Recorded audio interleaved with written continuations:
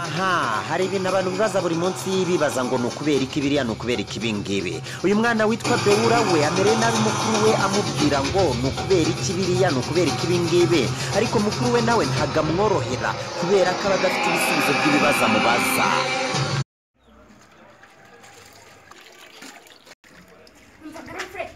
Mubiturushye hoya nako wenda mcira mu maso hoya buretse niyo wanuka birahagije Ngo bigende biteze agahinda karahita kanyica indenge ndire na naburo nese bro umva nkubaza nukubera iki yo nkubise umutwe kunzi ishyundura ikabyimba narakara ngo mbabarendire habe no gubyine nukubera iki